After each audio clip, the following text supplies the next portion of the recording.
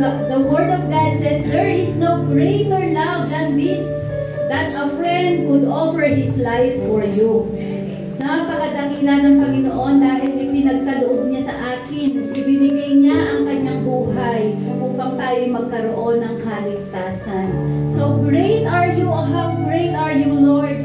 You are great above any other name, O Lord God. Indeed, for everything that you have done in our life. Thank you for giving your life. Thank you for the sacrificial offering. Thank you for the cross. Thank you for the resurrection, O God. Thank you for the power that you have given us. Thank you for the salvation. Thank you for the Holy Spirit. And thank you for the eternal life. Indeed, Lord, words are not enough to describe how great are you. All we have to do is to just say thank you, Lord, with a grateful heart. We will exalt you, O Lord God, and continue praise and worship you in this place, O Lord God, because you deserve the highest praise, the highest adoration, the highest thanksgiving only belong to you, Lord God. Lord, accept our prayer, accept our worship, and accept, Panginoon, our sacrificial offering today as we listen to your words. Open our hearts, O Lord God. Open our minds. Open our spiritual understanding, O Lord God. So we may understand the fullness of your word. And through it, Panginoon, we will become deeper in love with you. We become deeper and closer to you, Lord God. May we understand your revelation today, O Lord God, in the name of Jesus.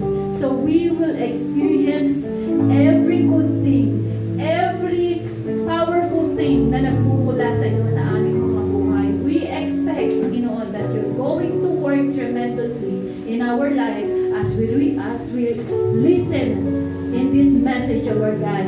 May you manifest yourself, O Lord God. Manifest your power in the name of Jesus. Lord, to you I offer my life. I am nothing but a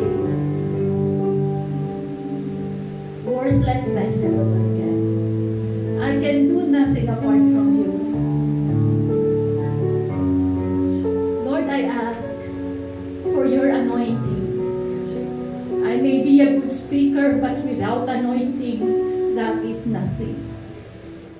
May I love the same way you love us, O Lord God.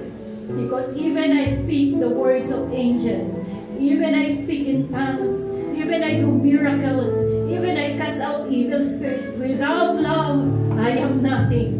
I am nothing but a sounding gong, O Lord, in the name of Jesus. Lord, thank you for the Holy Spirit right now. Thank you for the power. Thank you for the anointing. Thank you for the presence of the Holy Spirit right now, Lord. Thank you so much. Thank you for confirmation that you are with us. You are for us and not against us. And that you're going to reveal yourself more and more sa kalagitnaan namin, so we may fully understand your love for us. Lord, again, we lift up everything to you. We offer everything to you. Work in the midst of us. Be in control, O Holy Spirit. Be our orchestrator, O Lord, in the name of Jesus. To you alone we give the glory, the honor, and the highest adoration. This is our prayer in Jesus' name. Amen.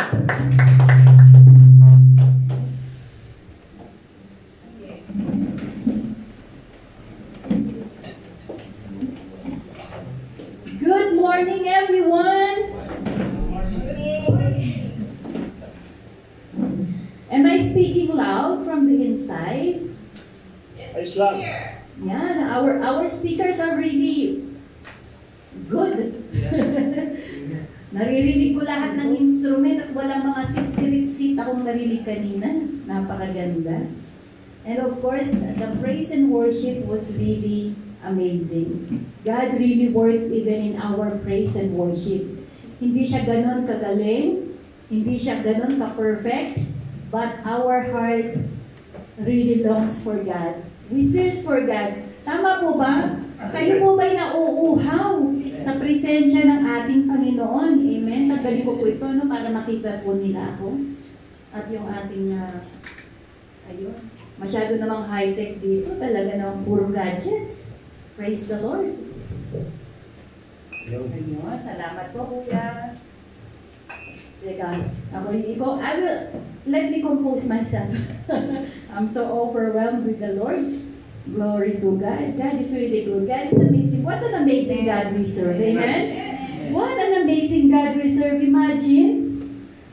I really cannot understand my infinite mind, my knowledge cannot really fathom how God loves us. No? The Father God in heaven, how He loves us. That He gave His only begotten Son for us to be saved. He gave, and for Jesus, He gave His life. He willingly and obediently followed the will of the Father. It is because there is only one reason. And if you don't know it yet, this is the truth. God loves you.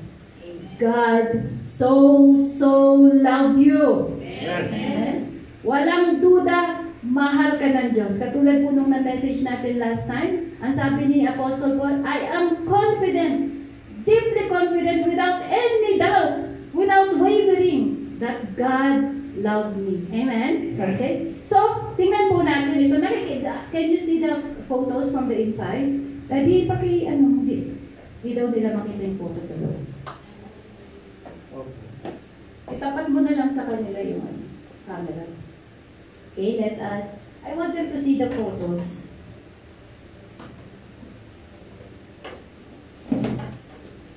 Ayun. Can you see it now? Not clear? Tanggalin mo yung pagka-zoom kaya. Yun, tapos lapit mo na lang. Now? Okay na daw. Ilapit mo lang ng konti yung camera para lumakalaki ng konti. Yun. Ayun. Okay. Yun. Is it? Help us to up mo daw konti. Sa mga nanonood po, wait lang po konti. Baka mainit. Okay. So, yan. Sumigaw na po sila. Okay na daw po. Sa mga wala po dito sa aming bulwagan, no? Wala po dito sa aming faith house, just for your information, we have an extended room. Meron po kaming orchestra at meron kaming balcony doon. Kaya po inaayos natin yung ating extension ng ating TV doon. Naiwan po yata yung ating splitter. That's why. Anyway, so let's move on. Okay, bago po makalimutan ang aking tuturo. Ayan, excited ako. Kikita niyo po yung picture. Okay, this one, ang sabi in the book of Ezekiel, chapter 1, Ezekiel has seen a vision. Okay? This is Ezekiel vision. So they said, what kind of angel is that? One body with 4 heads, with 4 faces. One body with 4 faces. At yung mga, some other angels, or I don't know, I'm not sure. I will not say I am very sure because I am not a prophet. I don't interpret it that well. But in Ezekiel, there are also the angels, sabi doon angels. Actually, they said creature. They didn't mention angel. So the vision, Ezekiel saw a creature, not an angel. So let's remove the angel. So para wala sa isipan natin yung angel. It says creature. Nakita niya yung vision, 4 daw na katulad nito, na 4 din ang mukha. Okay? Ganyan po daw siya. So, parang pag nakita ko ito, matatakot ako siguro. No? During that time, they don't understand. What are you saying, Ezekiel? Why this out of the world picture you are describing us? One body with 4 faces. Okay? So, ano po bang ibig sabihin nitong Apat na mukha na ito. Okay? Tingnan natin. Let us see it closer. It's off. Ayan. Basahin po natin. In Ezekiel, hindi ko pala nabuksan yung laptop ko. Okay, dito na lang po ako magbabasa. On the 5th day of the month, it was the 5th year of the exile of King Jehoiakim. The word of the Lord came to Ezekiel the priest, the son of Buzi, in the land of Chaldeans, by the Chebar Canal, and the hand of the Lord was upon him there. Their wings touched one another. So this is the picture that I showed you. It's saying here, each one of them went straight forward without turning as they went. As of the likeness of their faces, each had a human face. The other had a face of a lion. On the right side, the fourth had the face of an ox. On the left side, and the fourth had the face of an eagle. So, yung pong nakita ni Daniel, meron siyang si Ezekiel, meron pong apat na mukha. At ito nga po yung mukhang nakita niya, face of a man, face of a lion, face of an ox, and face of an eagle. So, kung titingnan natin closer, it looks like this. Kaya sabi niya, it is flying, but when it returns, it doesn't turn around. Kasi bakit? May mukha din dito, hindi niya na kailangan. So, kahit sa direction, hindi niya kailangan umikot. It doesn't have to turn around because it has faces in every direction. In four corners of the earth, meron siyang face. So, yan po yung napakagandang, saan ang galing yun? Napakagandang illustration. But what does it mean? Nung panahon na yon, they don't really understand what does it mean. But because now, God has revealed us a lot of things about Jesus, so, ito daw pong four faces na to, it is the four faces of Jesus. No? This is an introduction, four faces of Jesus. How? Okay?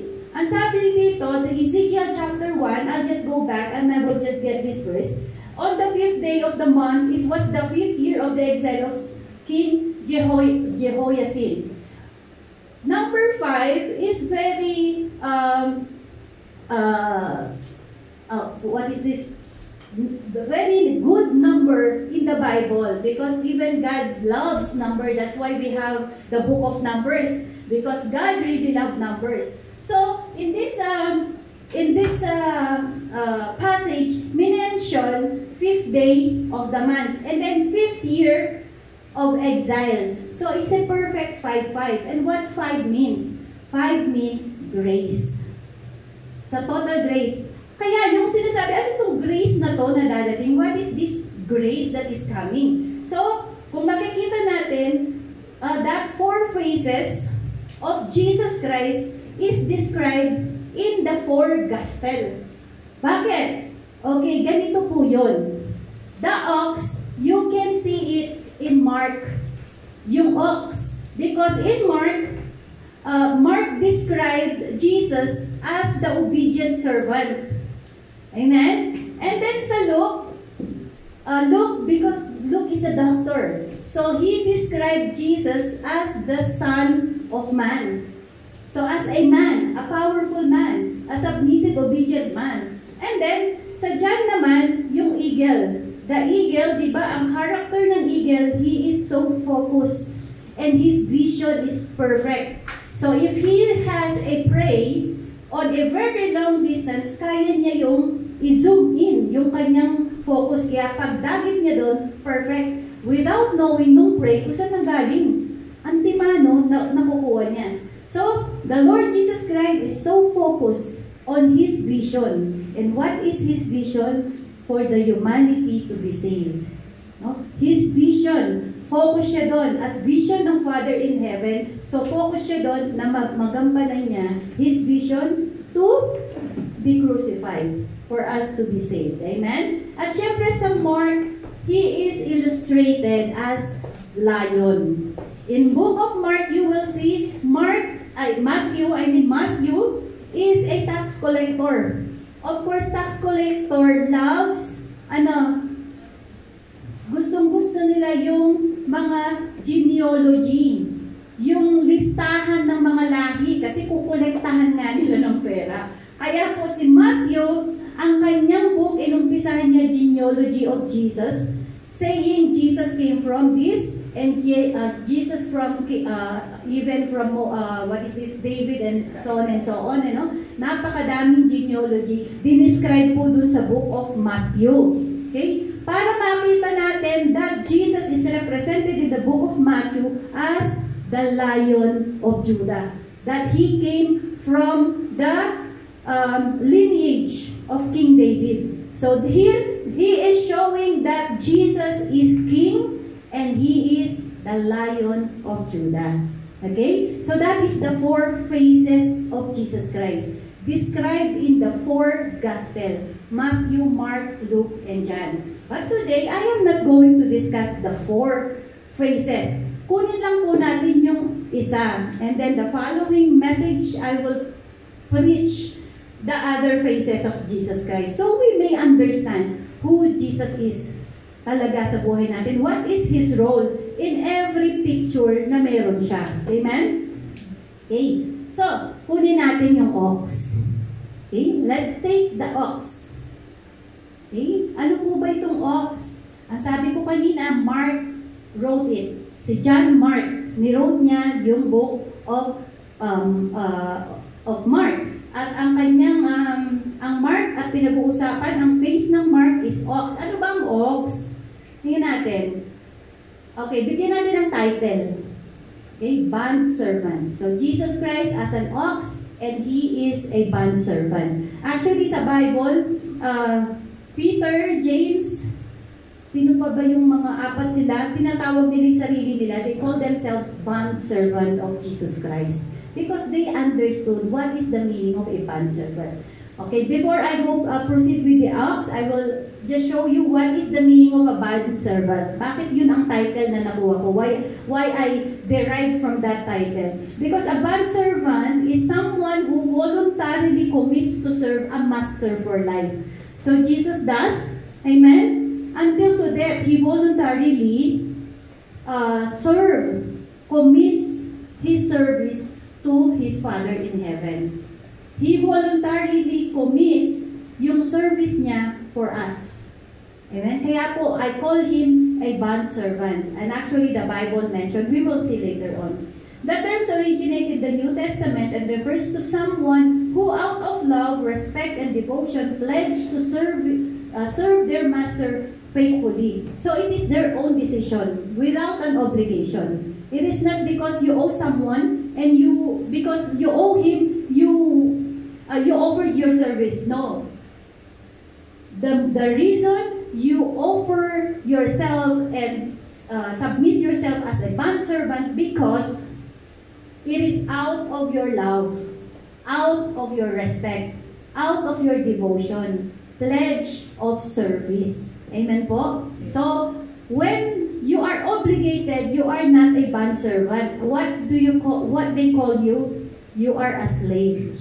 You are doing something because you ought to do it because you are a slave. But this time, Jesus, He is not a slave, but He is a bondservant. Amen? Who among you would want to be a bondservant? Amen. I don't want to be a slave. I want to be a bondservant. Amen?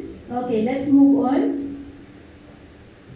Ayan. So, this is the ox. This is the word that represents one face of our Lord Jesus Christ. Because the ox is a symbol of strength and endurance and a sacrifice and of service.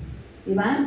Yun po yung ox. And during that time, when Jesus uses a parable or a picture, He's always using something that has a earthly meaning, but with a godly, earthly examples, but with a godly meaning. So why He used this ox? Because during that time, ang kinabubuhay ng mga tao is agriculture. It's either sila ay nag-attend sila ng mga cattle, no? Nagre-raise up sila ng mga cattle. Ang kayamanan po that time, during the time, the wealth of a person is counted kung gaano karami yung kanyang cattle, kung gaano karami yung kanyang mga lupa na tinataniman. So, that's why, during that time, there's only two means. Yung pinaka-means, no? Number one, best, kumbaga, ito yung pinaka na means ng mga tao to earn. It is through agricultural at saka sa cattle. Okay? So, sa agriculture, maintindihan natin sino ba yung palaging kasama ng farmer. Diba? It is the ox. Alam niyo po yung ox? Ito, kasi sa panahon nila, ox siya. Sa atin, ang tawag, kalabaw. Okay? This is the bull. Some call it bull, some ox, some carabao. Ayan po. So, yung carabao kasi represents as Jesus, as the obedient servant, symbolizes his humility, submission, and willingness to serve. Amen? Di po ba gano'n ang kalabaw? Meron po ba kayo nakitang kalabaw na pinapalo siya para magbungkal na sinungay niya yung? Wala pa akong nakita eh. Baka meron. Siguro medyo nasobrahan ng palo na yun. No? Kahit na nilalati ko siya, hindi po nagre-reklamo yung kalabaw. So, yun po. Amen? Next. Kaya, if you will read the book of Mark, wherein Jesus is represented as a bondservant, in the book of Mark, palagi po yan, from the beginning of book of Mark, in chapter 1, immediately, what is the picture? The picture is, John the Baptist is baptizing people. And here comes Jesus.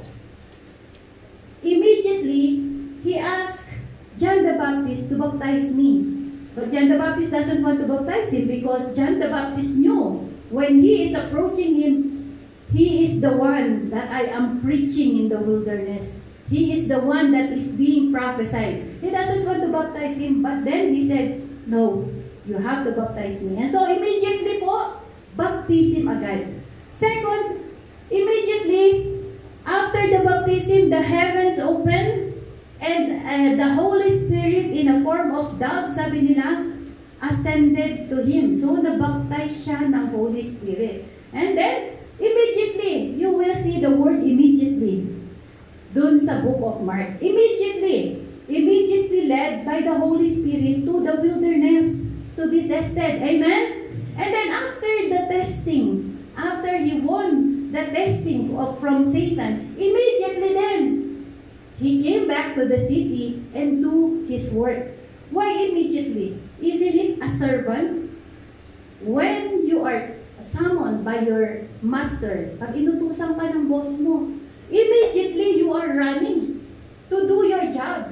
So, Jesus is so intimate to his service, to his pledge to the Father in heaven, that he immediately follows. Kaya makikita natin in the book of Mark, dire-diretso yan. Immediately. And then, you will see his first parable. His first parable is about the Wine. the sower. Diba? Kasi because it's the ox. The ox, it pertains to sowing sa agriculture. So immediately, the first parable is about the parable of the sower. Amen? Are you relating? Are you getting it? Amen? Hallelujah. So, here in Mark 10:45, ang sabi niya, he himself declares, even the Son of Man came not to be served, but to serve. So he came to serve, to do the will of the Father in heaven. Amen? So this is a very nice, very touching word for me. A God came here to serve, not to be served. Ito po yung yung ginagamit natin sa mga companies. Actually, the companies, especially those motivation speakers and those seminars they are giving pertaining to servant leadership. Ito yun. They took it from the Bible and apply it in their businesses, and they become successful. So same thing, if we took it from the Bible and apply it in our daily life, it will be effective. So Jesus is the first example of a servant leadership. Amen? So if you wanted to be successful in whatever you do, be a servant leadership. Same thing po sa church natin. Do you see your pastors being served? No, they are the ones serving. They do transport, they do cooking ministry, they preach. This is service. And when you come to their house, they prepare you food, they offer you food, they even wanted to prepare your coffee. So this is servant leadership. When you see a church that a pastor is being served,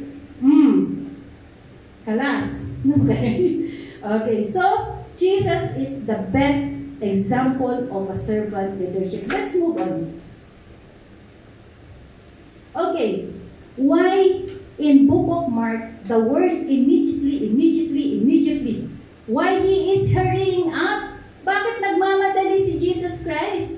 Why he is in a run to fulfill his mission? Why? For this purpose. In Isaiah 10:27, and it shall come to pass in that day that his burden shall be taken away from off thy shoulder, and his yoke from off thy neck, and the yoke shall be destroyed because of the anointing.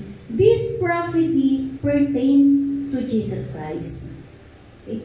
Sino daw po yung etong ang sabi dito, shall be taken away from off thy shoulder, and his yoke from off thy neck. This is the chosen people of God. Okay? Chosen people of God. Are we part of the chosen people of God? Amen. Amen. And so, if you are a part of the chosen people of God, ibig sabihin po, ang sabi, and the yoke shall be destroyed because of the anointing. So, the yoke should be destroyed because of the anointing. And who is the anointing na minimension dito? It is Jesus. Okay? Ngayon, i-relate natin. Why ox? Balik ko ha. Yung picture natin kanina. Dito po lang. Ayun, wala. Why ox? Because the ox, siya naman ang kaisa-isang hayop na merong yoke. If you go to farming, makikita mo itong nakasabit sa kanya. That is the yoke. Okay? That is the yoke. Sabi niya, it's in your shoulder, on your shoulder, at saka dito daw sa neck. Okay? So, let's move on.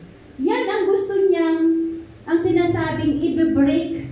In the anointing, that is the yoke mentioned to be broken from your shoulder and off your neck. Kasi nakakasakal at ang bigat.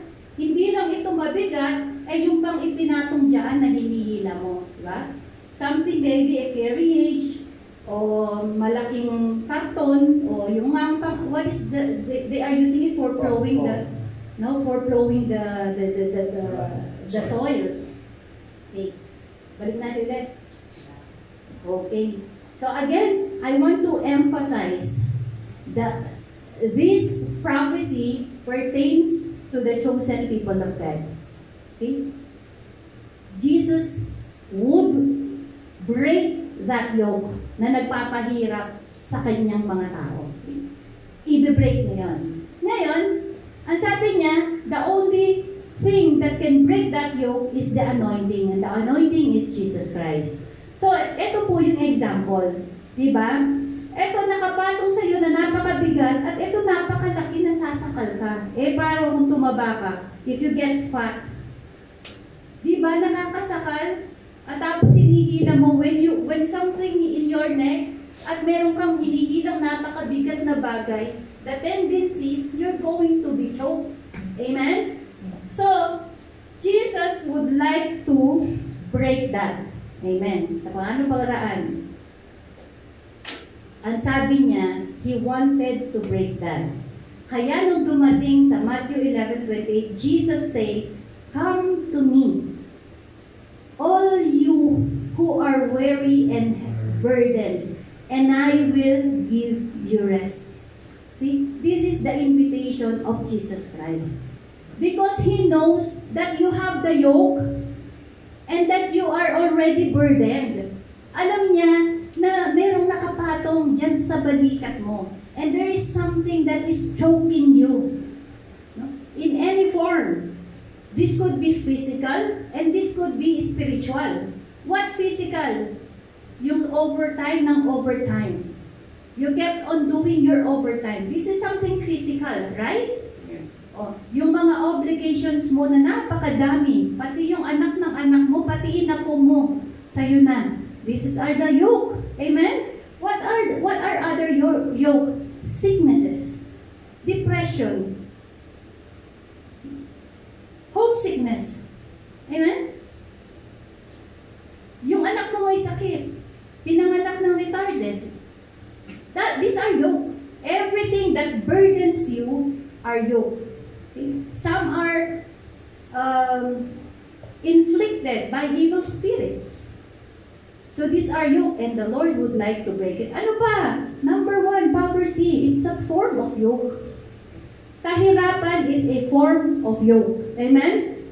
Okay, yung mga characters natin, kaya nagkaganyan tayo because of yoke. Sometimes, akala natin, it is just normal, lumaki na kasi siyang ganyan. But we never know that is something to do with spiritual thing. And other thing na yoke na sinasabi ng Panginoon, sabi kasi dito, before this passage, nakita niyo yung mga Pharisees na nagbibigay ng maraming utos sa kanilang mga tao. Gusto nilang gawin ng gawin yon, pero sila hindi nila ginagawa.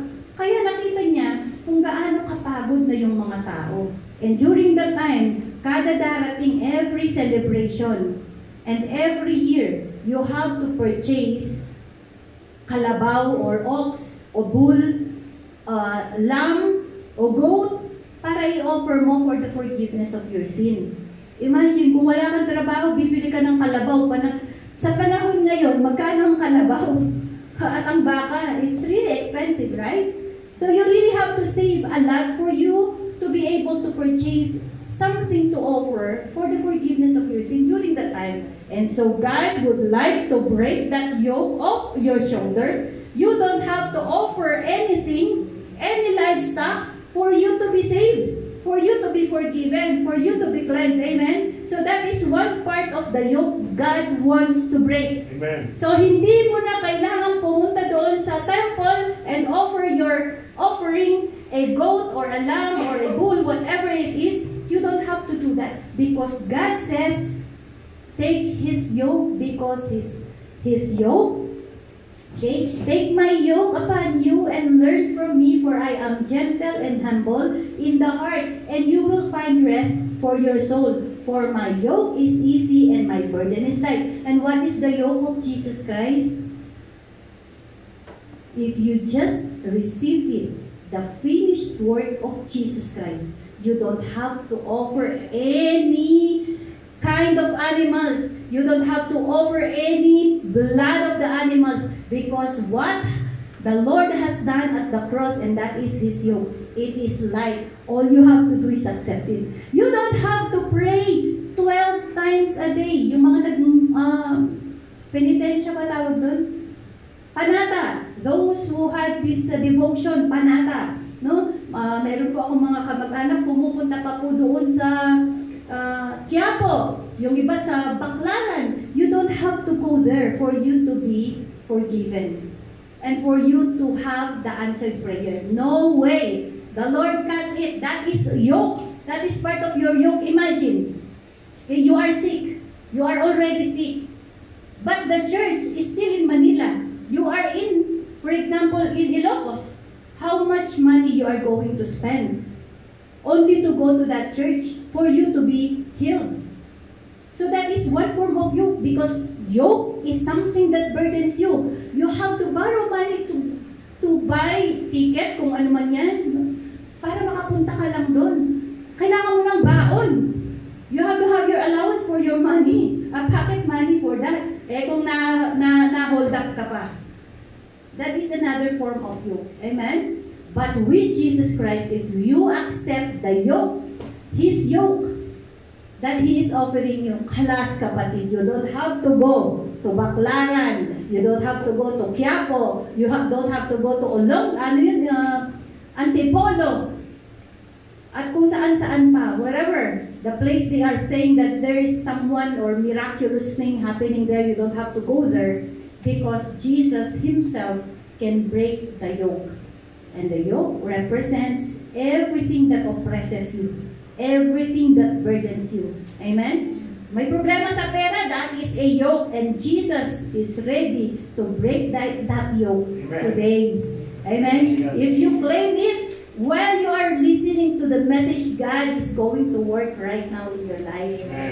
God is breaking that yoke of poverty. Whatever it is, lahat ng mga awayan na hindi pa every fight that has not been settled, God is going to break that yoke today. Amen. Okay, let's move on. And you know, Jesus is so passionate to do His promise, His service. No? In the Old Testament, there is this law for a servant. Okay? In the book of Exodus, chapter 21, verse 5, you can also find some verses in Deuteronomy and some verses in Leviticus, because this pertains to the law of Moses. So during that time, God the Father talking to Moses, given all this law. At nagbigay siya ng law specifically for slave or servant. During that time, usually they are slave. Some servant, okay? So in the law, it says, but if the servant, because I want to give an emphasis on it. During that time, when you purchased a servant, in the 7th year, you have to set him free. So every 7 years, ng servant mo, you have to set him free. Even may utang pa siya sa'yo, you have to set him free. Okay? Even basta meron siyang obligasyon sa'yo, you still have to set him free. And then, 7 times 7, perfect number, it's 49. Okay? But on the 50th, kahit nakakaisang taon pa lang, the servant has to be set free. Lahat ng utang niya. Kaya nga, di ba, inumpisahan natin ang Ezekiel, it's in the 5th month of the 5th year, because that is grace. And there, dun sa law ni Moses, on the 50th year, it's a perfect number of grace. Papalayain mo yung servant mo. Okay? But, if the servant does not want to leave his master, here is the law. Okay? Exodus 21 verse 5, if the servant plainly says, I love my master, my wife, and my children, I will not live as a free man, then his master shall bring him to God.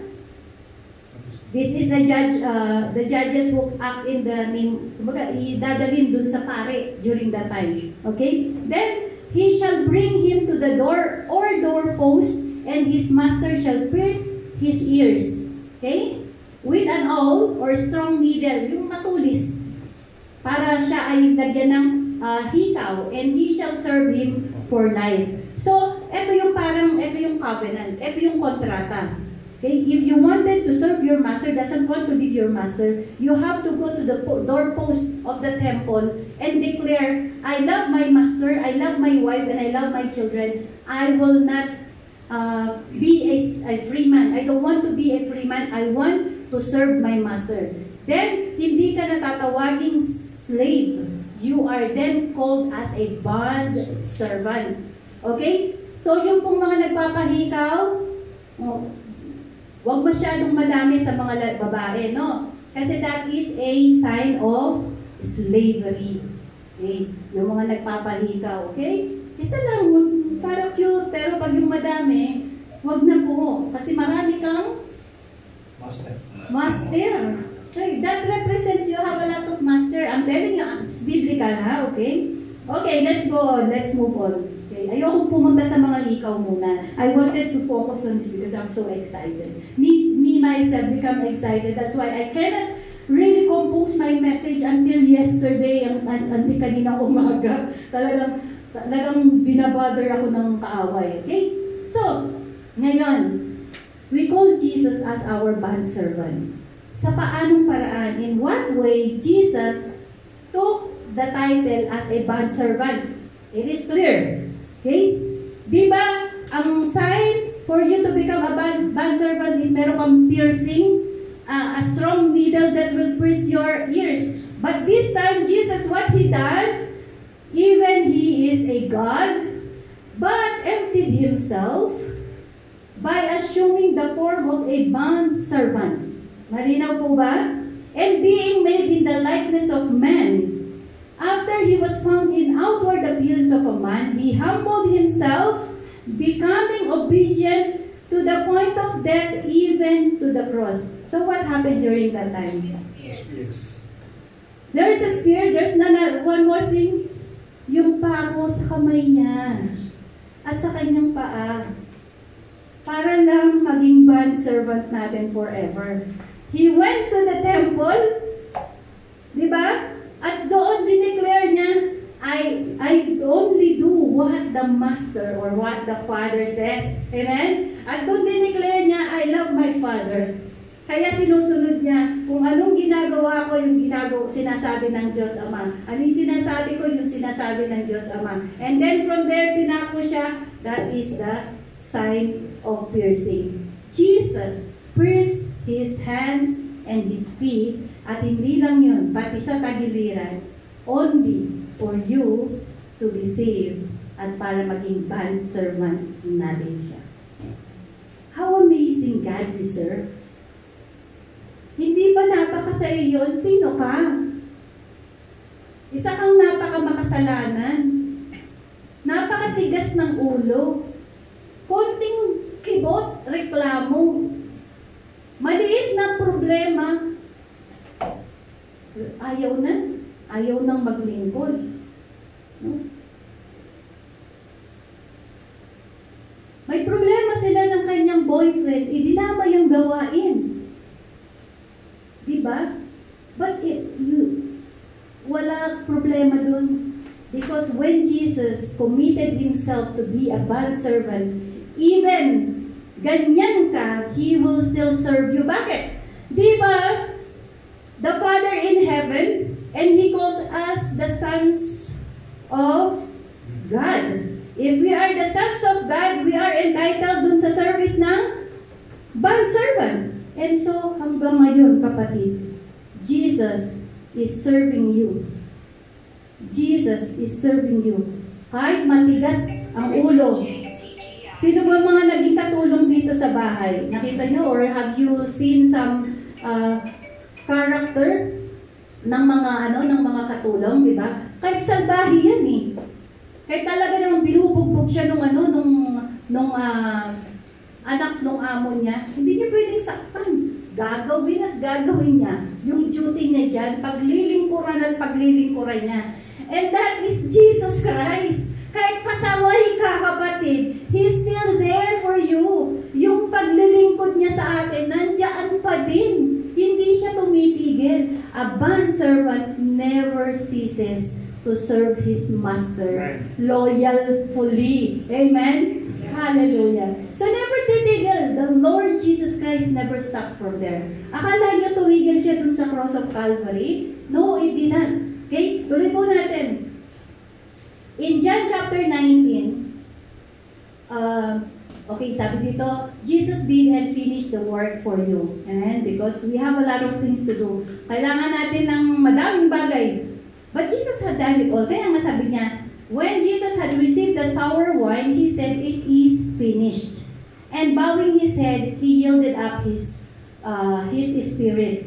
In Greek, it says, tetelestai. So when He took the sour, yung suka yata yung binigay sa kanya, vinegar.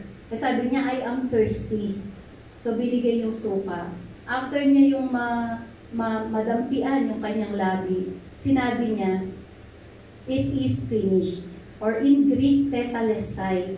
But in other version, ang sabi, sumigaw lang ng malakas ang Panginoon. But the word, actually, they didn't understand. Maybe they are far from Jesus Christ. Ang sabi, He shouted so loud and then He gave His life. So, before Jesus gave His life, or yung spirit pala, yung spirit niya, bago umalis yung spirito sa kanya, ang sabi niya, it is finished. It means The statement signifies that Jesus had fulfilled all the prophecies about the Messiah, completed the work of the atonement for the sin, and paid the full price for humanity redemption. It marked the end of the sacrificial system and the beginning of a new covenant between God and human. So, pinutol na. Sabi niya, it is finished. Hindi nyo na kailangan kumuha ng mga goat at ng kung ano pang mga hayop to offer para lang magkaroon kayo ng kapatawaran. Only for you to have the forgiveness. No, kalas, tapos na. Everything God has finished His work. Jesus finished the work. Amen? So, if Jesus already finished His work, why don't we just enjoy the benefits? Right? Kumbaga, ang nanay ko kaninang umaga, naglinis na siya ng bahay. What would I do? I will just enjoy the cleanliness of the house, right? I will not get the broom and sweep the floor, get the mop, and mop the floor again. Because it's already finished. You cannot clean something is already clean. So Jesus already finished the work. So hindi mo na kailangan magpagal, kapatid. At yung pag sinasabi ng mga ibang reliyon, you have to do good work. You have to do the penitence. You have to do this offering sa mga indulgence. You don't have to do that because Jesus has finished it. Tapos na yung trabaho. All you have to do is claim the benefits. And what are the benefits? Benefits number 1, I will only mention 3. Benefits number 1, Hebrew chapter 4, verse 9 to 10. There remains then the Sabbath rest for the people of God. For anyone who enters God's rest also rests from their work, just as God did for His people. Actually, I already taught it before, di ba? Title nun, rest, yung aking message noon. Jesus, the reason He wanted to take off your yoke, because He wanted to give you rest. And sabi dito, kapag tinanggap natin, we accepted the finished work, we believe, we put our faith with wholehearted faith dun sa ginawa ng ating Panginoong Kristo. Dun sa cross of Calvary, His death and His resurrection. Therefore, you will have rest. If, and if only if, na wala tayong rest, maybe the faith is not yet enough. And maybe your faith is only head faith. Because Jesus wants you to believe what He had done here sa puso natin. Kaya nga sabi na, if you have faith like a mustard seed, speak, confess, or say to this mountain. So, when you have the faith, you have to confess it. At hindi lang matatapos doon, believe with all your heart. Meaning, you're not just believing here, you're not just confessing it, but it is from here. Meaning, talagang nagre-rema na sa'yo yung pangako ng Panginoon. Amen? So, the first benefits, when you believe the finished work of Jesus Christ, you will enter the Sabbath rest. Sinatawag dito yung rest na binibigay ng Panginoon sa'yo. Hindi ka na mulagat magdamag. Kakaisip, Lord, saan ako pupunta bukas? Sino kaya tatawagan ko bukas para magka-overtime ako? Lord, sino kaya pwede kong tawagan para mautangan bukas? Lord, ako ba i-terminate na bukas at talagang ano po bang gagawin ko? Ang dami nating problema. Because why? We cannot rest. Our mind kept on working, and working. Hanggang paggising mo sa umaga, wala kang ganda. Kalas. There is no beauty. Kasi magdamag kang gising. Walang beauty. Diba? Makikita natin those with full faith, not just head faith, but heart faith, ay glowing yan. Diba? Tingnan natin mga mukha ng mga glowing. Women's love glow, right? Kaya may oxy-glow, maxi-glow, glow, gloria, lahat na hindi ko alam yan. I haven't tried any of those, that's why I don't know. Ano yung Narinig ko kanino, kay ate ko, narinig yung oxygen, no? Oxygen. Kanino ko narinig? Kay ate Arian. Okay, so let's move on. So, entering Jesus' rest is a concept root. Okay, yung pag sinabing Jesus rest or Sabbath rest, it is the Jesus rest. Okay, ang sabi dito, yung concept daw po niyan ay rooted nga sa Bible, particularly in the New Testament. It signifies finding peace and spiritual rest through faith in Jesus Christ. This rest is not just on physical, okay, physical relaxation, but deeper spiritual rest that comes from trusting in Jesus' finished work on the cross. Malinaw? So kapag wala tayong kapayapaan, there's no peace in you, there's no joy in you, palaging nagkakapos. In the morning, you are joyful. In the afternoon, you're no longer joyful. Laging kumakapos. Check our faith. Maybe it's only intellectual faith. O, paliwalaan ko lang. Eh, sinabi niya, dinideclare ko naman eh. O, pero wala pa rin nangyayari. God will provide, God will provide. Lord, parang 7 years ko nang sinasabing God will provide, mahirap pa din ako. Kapatid, maybe you are only professing it, but without the heart. Okay? So, there's something we have to do. It's already a finished work, but we have to enjoy it by 100% believing it. Huwag kayong katulad ng alcohol. May tinira pang 1%. Kasi minsan yung 1% na yun pa yung papasok sa isipan mo at magbibigay pa ng doubt. Huwag tayo maging katulad ng alcohol. Kapag nag-trust tayo sa Panginoon, 100%, hindi 99.9%. Imagine, 0.01% lang yung natira, hindi pa napatay. Ayun tuloy, bumalik yung bakterya, siya pa yung kinamatay. So, same din po yan sa faith natin. Kung nagtitiwala na rin lang tayo sa Panginoon, ibigay na natin ng full. Amen? Full na. Amen po ba? Amen. Okay. Second po na ating actually all the verses that I am saying, it's mostly from book of Mark. Kasi nga, we wanted to expound what is an ox means and what is a bondservant means. Okay? In Mark chapter 16, 15 to 20, dire-diretso po ito ha, but I'm going to give a subtitle to it. So, okay? The second benefit natin is, maliban sa rest, eto, sabi niya, and he said to them, go into all the world and preach the gospel to all creation. He who has believed and has been baptized will be saved. So, alam niyo na kung ano po yung pangalawang benefits natin. Salvation. It is the finished work of Jesus Christ. You don't have to strive hard. You don't have to do good things. Okay na po yan.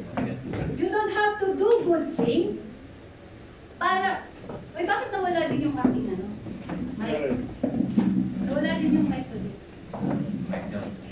Natanggal ko. Natanggal ba? Hindi, saksakan. Saksakan di. Okay na, okay.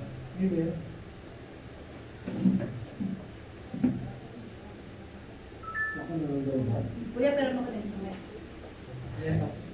Wala na po yun.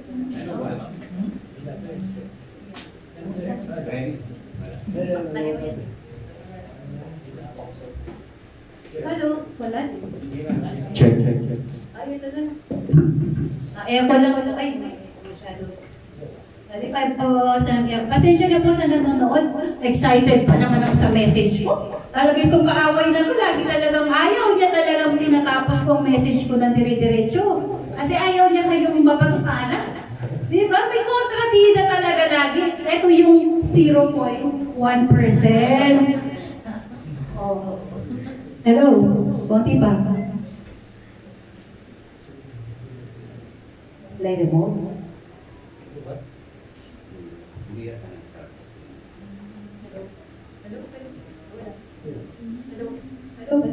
Hello? Sige, layo ko na lang. Okay na? Ayun, pwede na. Na-echo.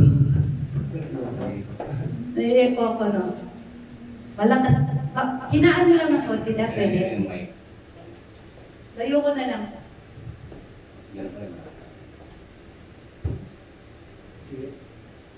Hello?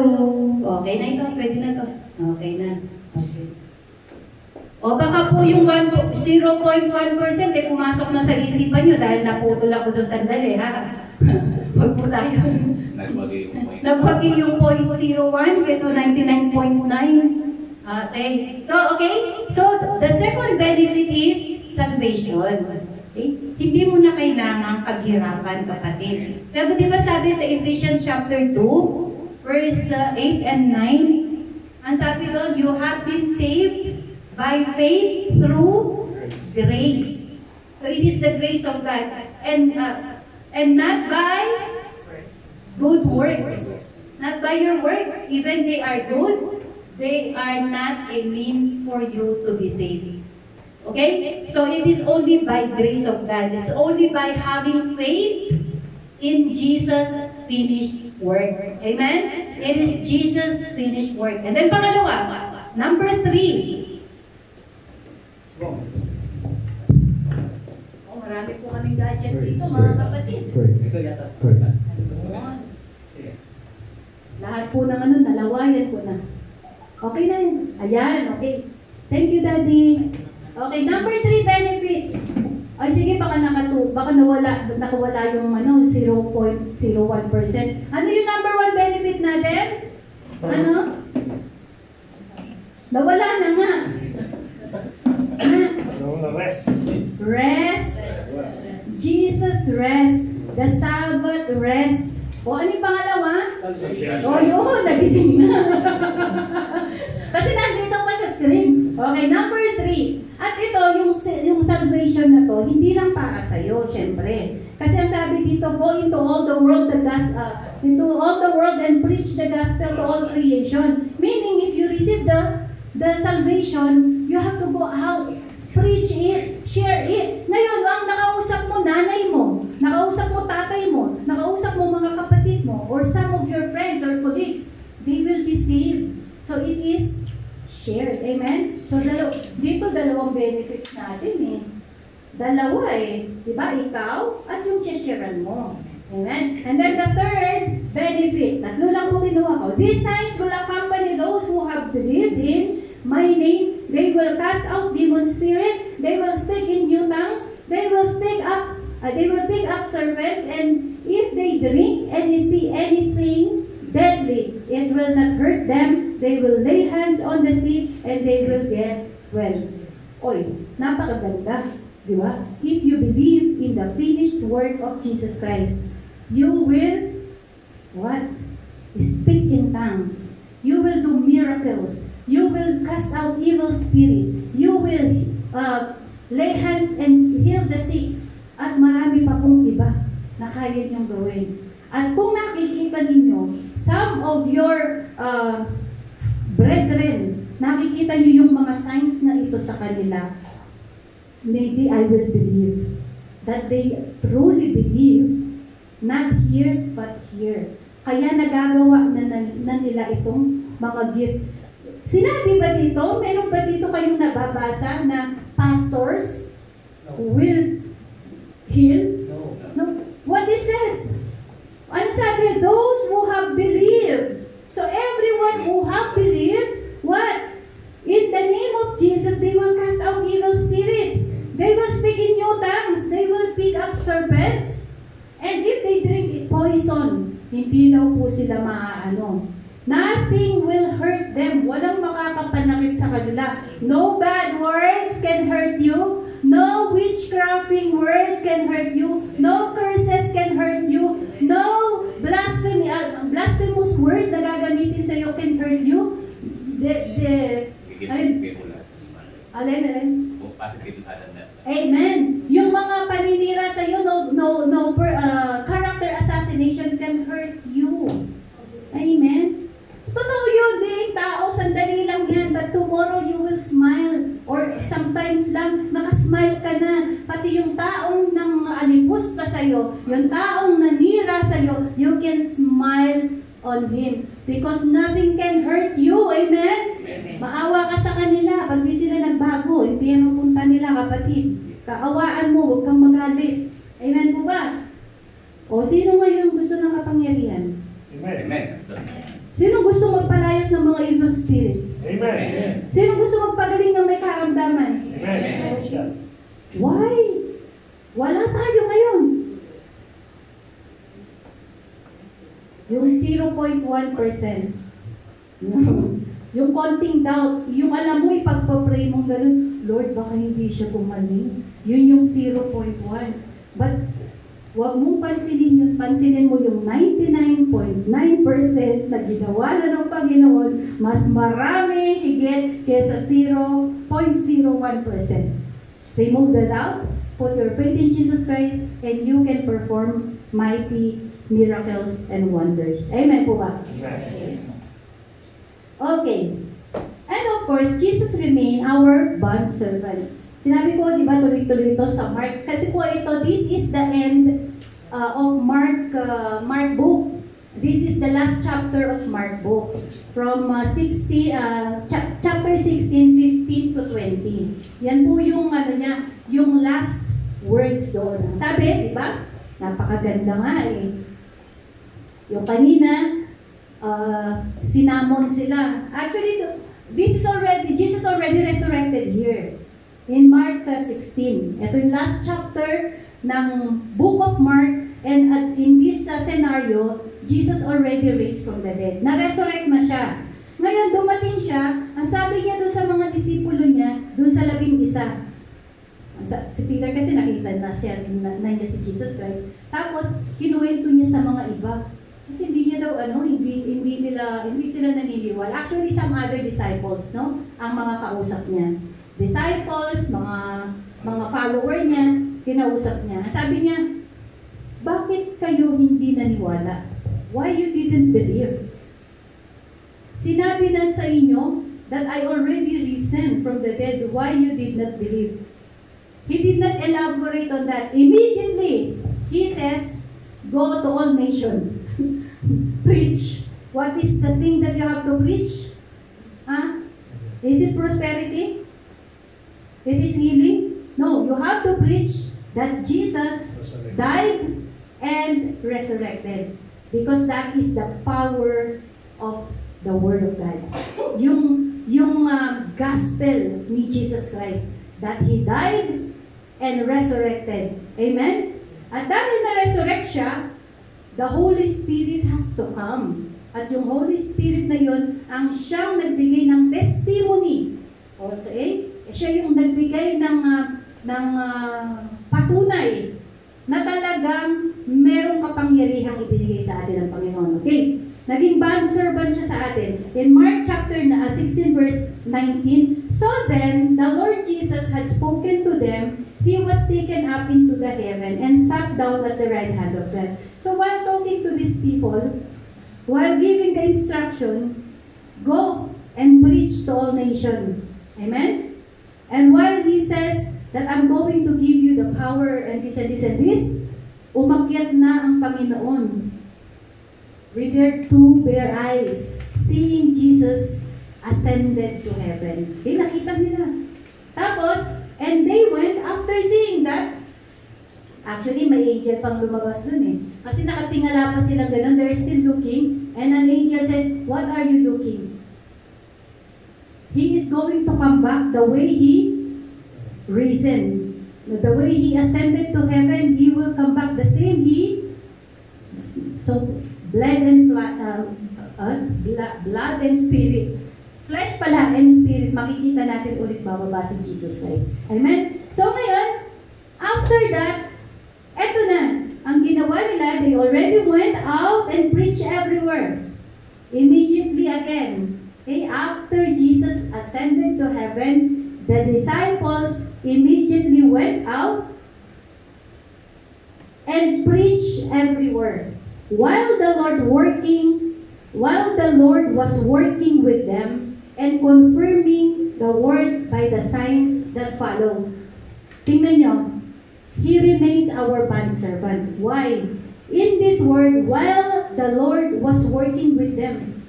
Akala ko ba nag-ascend na siya sa heaven? Bakit ngayon sinabi, the Lord is working with them? So kapag po tayo nagpo-preach, pag tayo gumagawa ng mabuting bagay, the Lord is working with you. So it doesn't end sa cross. It doesn't end in the resurrection. He's being bondservant even at the right throne of heaven that He is seated. He is still working with you. He's still working for you. And confirming the word by the signs that follows them. So that is the confirmation that Jesus is working for you whenever you see signs. Okay? For example, I am preaching. Maybe I already finished 3 hours but walang nahihipo sa mga puso nyo. Yung utak ninyo sarado pa rin. The Lord is not working with me. Amen? I am praying for you to be set free. Diba? Ng anxiety, ng depression. I am praying for you. Walang nangyayari for 3 hours. That means the Lord is not working with me. Because He promised. He promised. They went out and preached everywhere while the Lord was working with them and confirming the word by the signs that followed. There is sign. Okay? May sign. So when you preach the word of God, the signs follow. People change their character. If nothing is changing, I better go back to bed.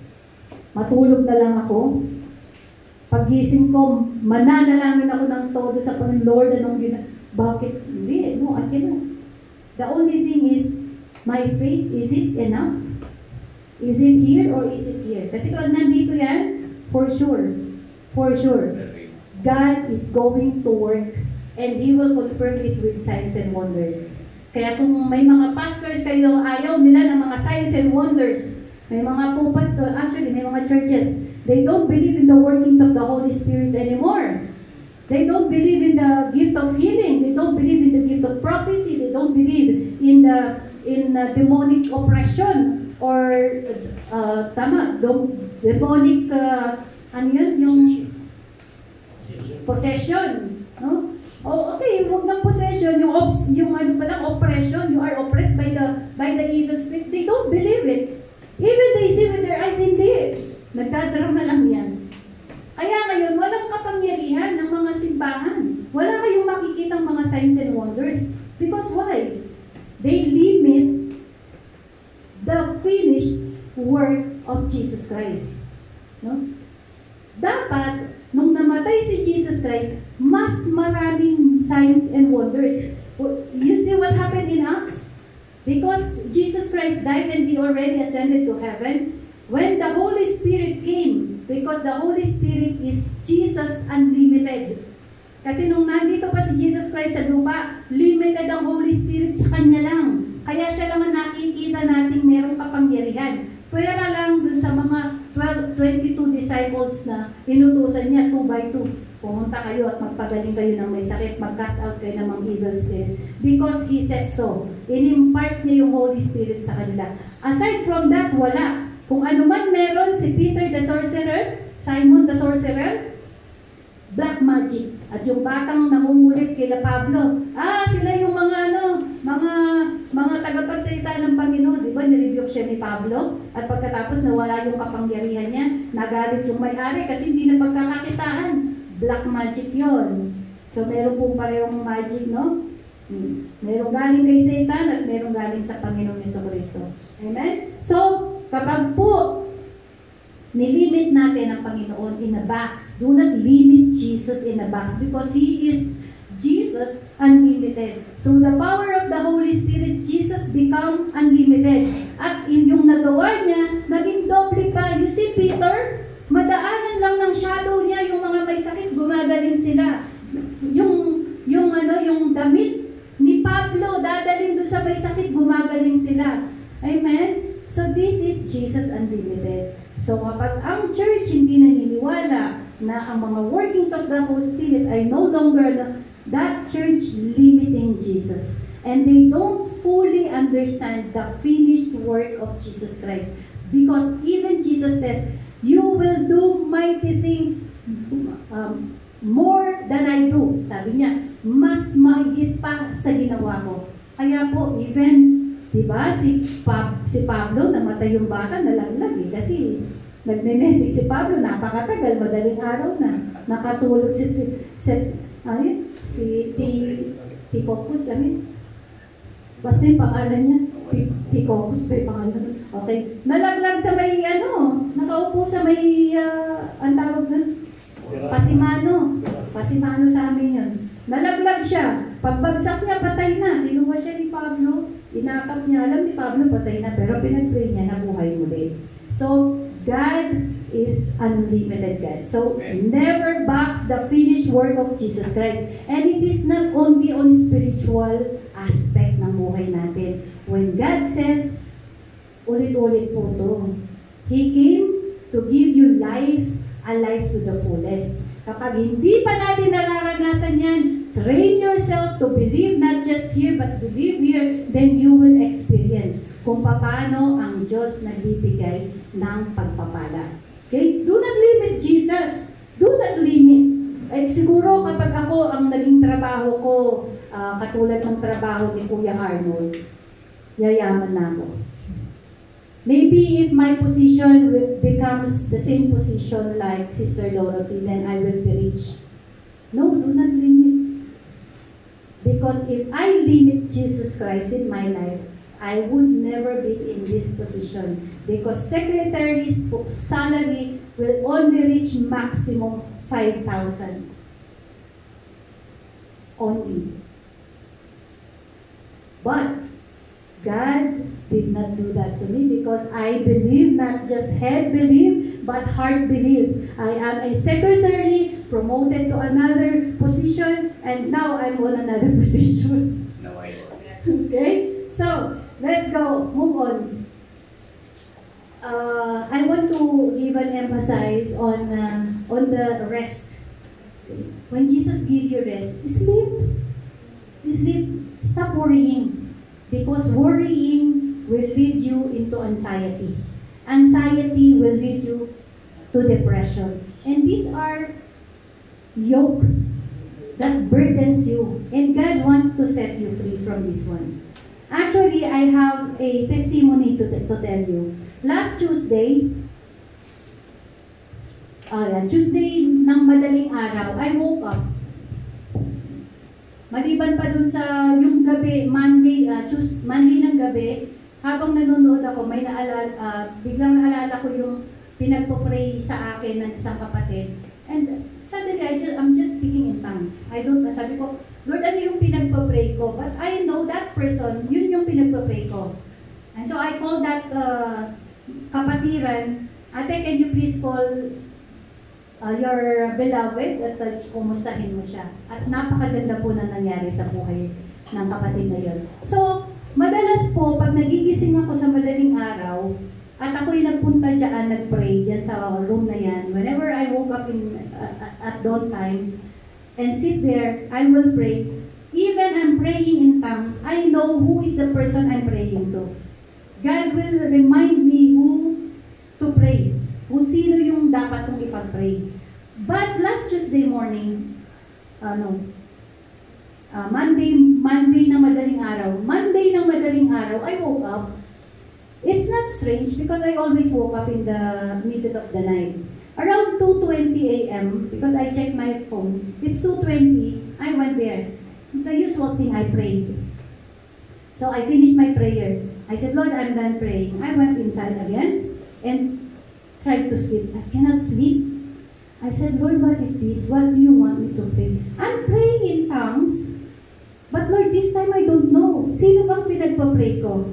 Little I know, when I came back to office, dumating po yung boss ko, yung CEO, came to our office. And I felt like he's a bit distant sa akin.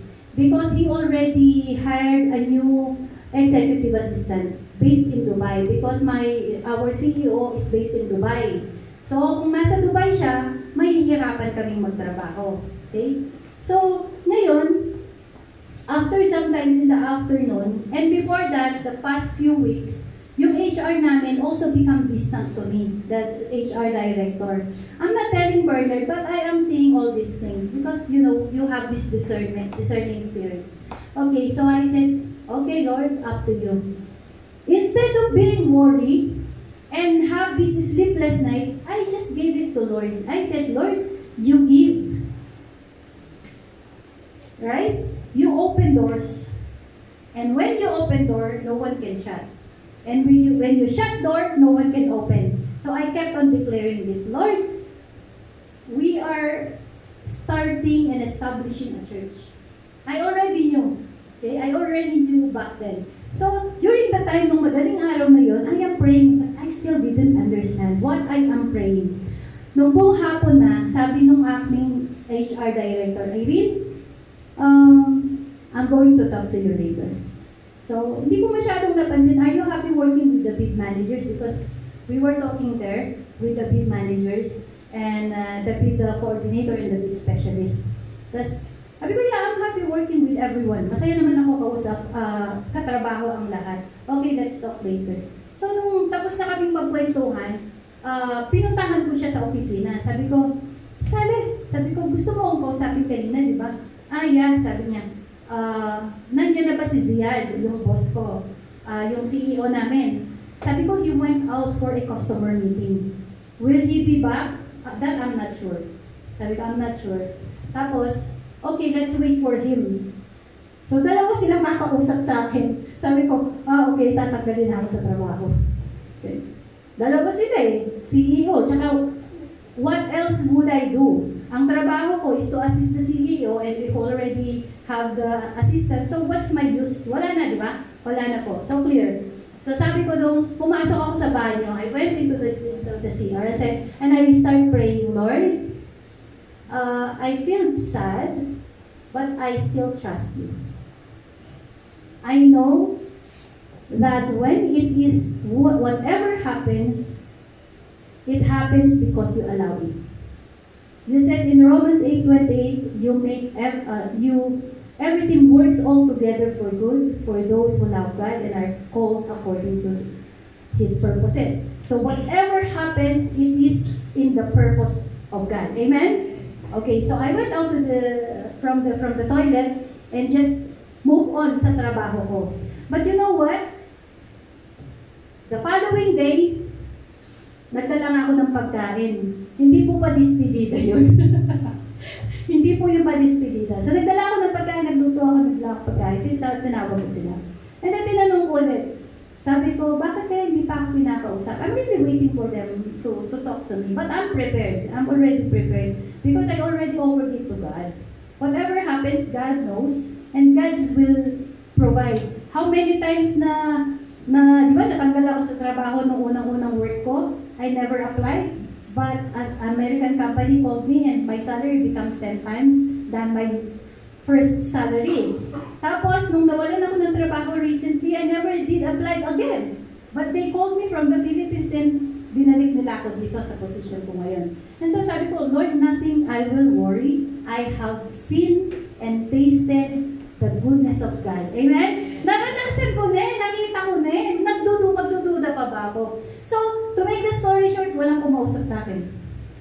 So, nung hapon, I received an invitation, Teams meeting. So, nagkaroon ako ng meeting.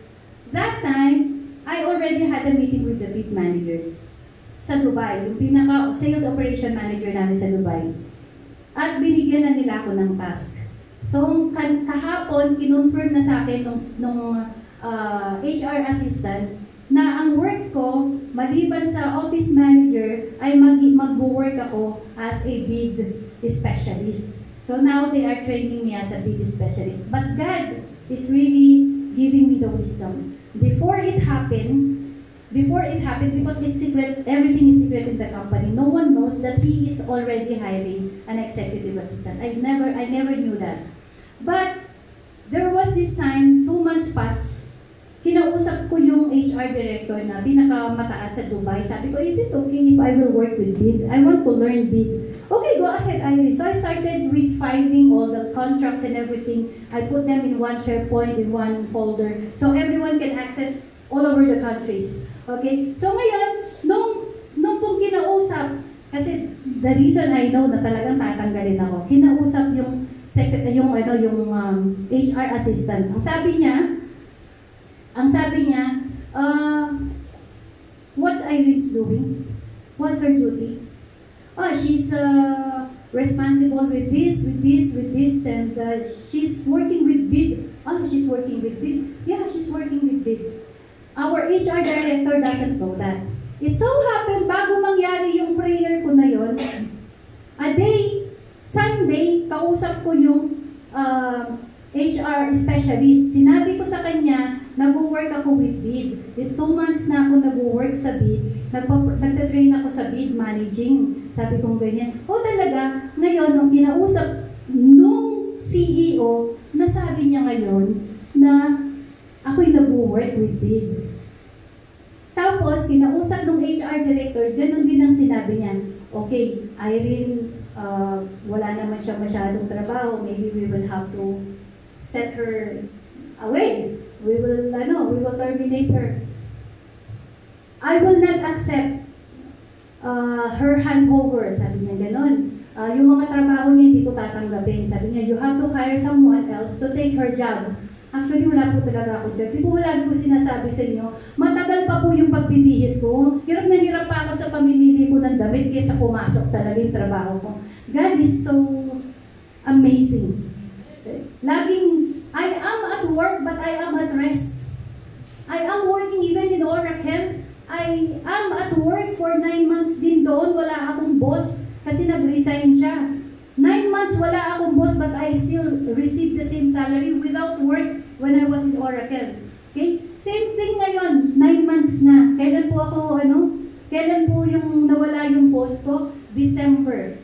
September ngayon, 9 months. Same. Ngayon. Ngayon. Okay? So ngayon po, kinausap na nila ako at ako po ay mananatili sa company at doon ako sa bid managing naka-assign na yan. But I'm still doing the same thing. So ito po yung sinasabi na if you trust in the finished work of the Lord, kasi dito sabi niya, not by your words, because God did it well. Even the job, did it well. Kaya kailangan, you should know that He is our working partner. Amen? And we are His resting partner. We are working but at rest. Same thing ng bull or nung ox. Diba? Siya yung nag-carry ng load nung pang-plow. He is carrying the load of the plow para mabungkal yung lupa. So ngayon, nagtatrabaho ako pero hindi ako pagod. Hindi ko pinupush hard. Hindi ko dinidiinan. Hindi ako nag-e-exert ng maraming effort because yung ox ang siyang nagtatrabaho. Amen? Same thing. When we are working and we understand that the finished work of Jesus Christ, we are the partner at rest. We are working, but we are resting. Madalas po nagre-reklamo talaga ako kay Pastor Bernard. Pagod na pagod ako da. Alin ang mata mo? Kaka-Facebook, kaka-YouTube, kaka-Insta. Lahat po yan. Pagod na pagod po ako. Promise. Kaya sabi ni Bernard, pag talaga, pagod ka? This is God. No? This is God. You don't have to exert effort. And I said, Lord, if I will be terminated in this company this time, I will not apply because you will provide. You will give somebody to call me, or if it's your will talaga na mag-focus na ako sa gawain ng Panginoon, then so be it. God never fails. Amen? God never fails His people. Kailangan mo ng trabaho, God will provide. Just for you to have faith dito sa puso. Hindi dito lang, okay? Amen? So, again, Jesus is our partner. And lastly, this is the main purpose why Jesus came and why He was represented as an ox. Because God wants to set you free. God wants to remove the yoke from your shoulder and yung nakatali dito sa neck natin. At yun ay mag-break through anointing. Okay? Through anointing. Hallelujah. Tayo. I will pray for you so that the yoke will be broken. Okay? As I pray, the yoke is going to be broken. Kung ano man klaseng oppression meron tayo, we are oppressed with many problems, trouble sa buhay natin. We are oppressed with evil spirits. Okay? Yung mga witchcrafting, yung mga sumpa, sometimes we are oppressed sa mga sumpa. Yung mga sakit, yung generational sin, na mga sakit natin, kasi yung tatay ko may diabetic, kaya ako may diabetes din. Yung tatay ko may sakit sa puso, kaya ako din mana-mana. That is a yoke. Okay? Kailangan maputol natin yan. Kasi yung nanay ko nag-asawa na nabuntis, hindi nagpakasal, kaya lahat kaming mga anak niya, ganun ang nangyari. Okay? Yung tatay ko babaero, kaya kami lahat babaero. Okay? That is a yoke. Do you believe that? That is a yoke. Okay? Kasi lumaki na akong mahirap, kaya lahat kami mahirap, mamamatay kami mahirap. Do not believe that. Kasi lumaki kami mahirap ni Pastor Bernard. At ngayon, hindi na kami naghihirap. Pero hindi naman mayaman. Hindi kami naghihirap. Okay? Okay. So tayo po'y manalangin. Hallelujah. Hallelujah. Hallelujah. Hallelujah. Thank you, Jesus. Thank you, Father. Thank you, Father, for your wonderful loves. Thank you for a great love, O Lord Jesus. Thank you for your obedience to the Father,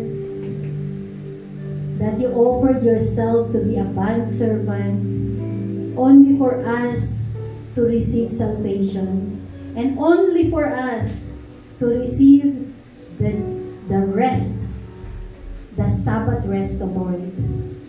And thank you for the Holy Spirit that testifies, that confirms the finished work of Jesus Christ. Hallelujah.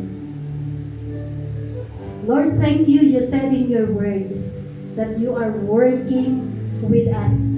It doesn't end sa cross of Calvary. It doesn't end in your resurrection. It doesn't end there.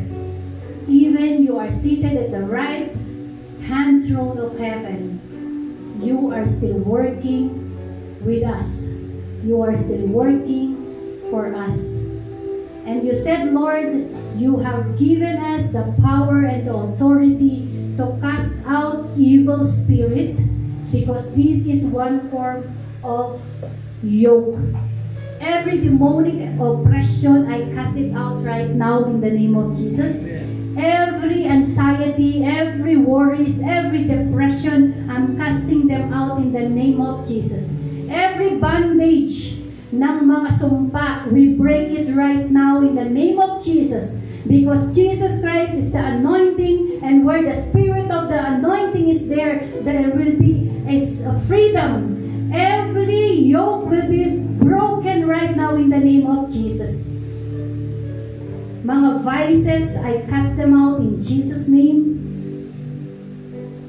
Every high thoughts, mga kayabangan, we cast them out in the name of Jesus. Every curse, generational curse, I rebuke them in the name of Jesus. Every kind of infirmities, sakit sa isipan, sakit sa katawan, everything that you are feeling in your body, if you are feeling you are busy right now, you are being set free by the Holy Spirit.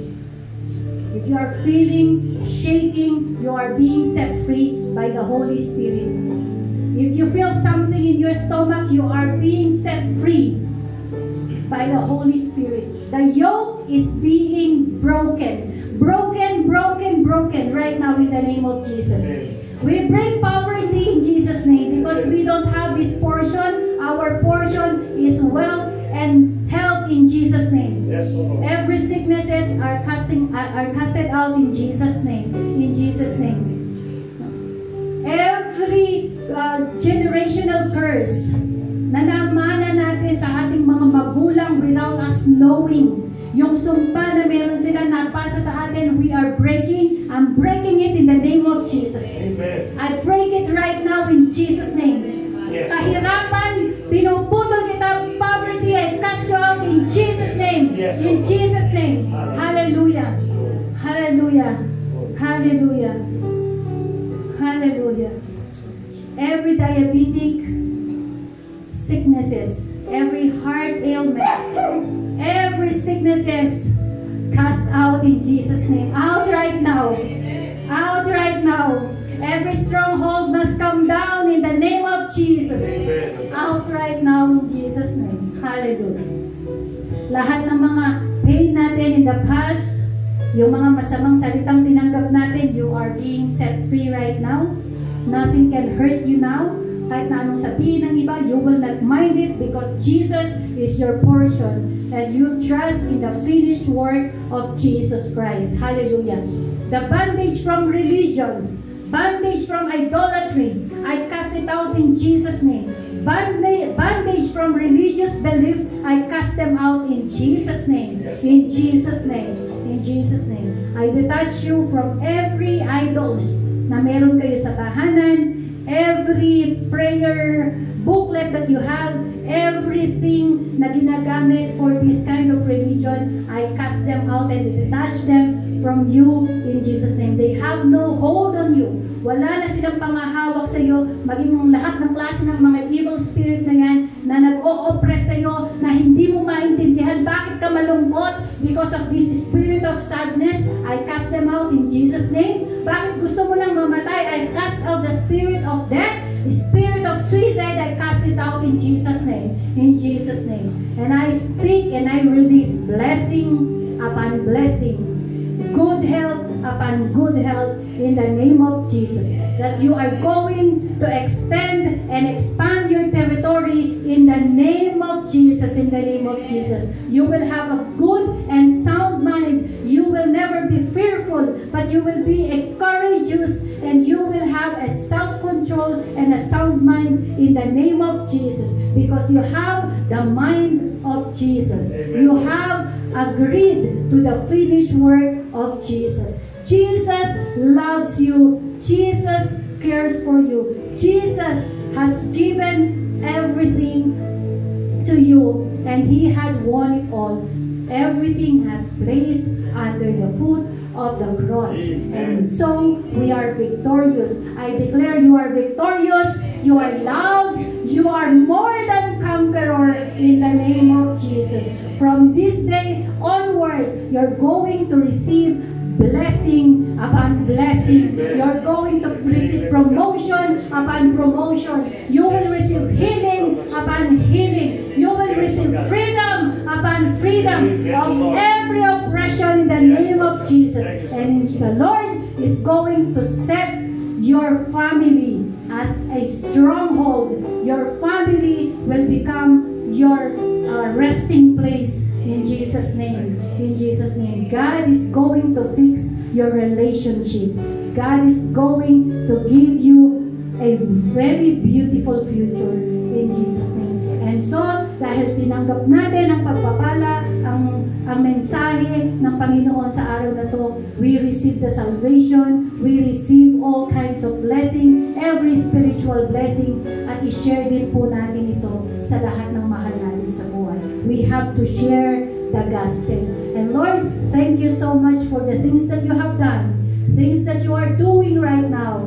Thank you for working with us. In Jesus' name, hallelujah. Truly, Lord, we give the highest glory, the highest adoration. Thank you so much, Father, for using me as your vessel. I am nothing without you. Thank you for your anointing. Thank you for your power. Thank you for your mighty works. And thank you, Lord, for the better future that we are looking ahead. Thank you for the vision. Thank you for opening our eyes of faith, O Lord God, that we may see the good works of your hands. We may see the purpose, the plan that you have for us, O Lord, in the name of Jesus. May our eyes be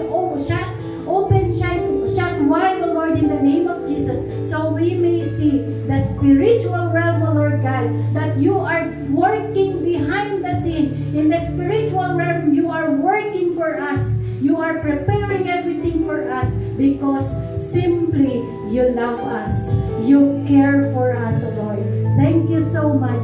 To you, Lord, I give the glory alone, the praises alone, and the adoration alone. Thank you, Jesus. This is our prayer in Jesus' name. Amen.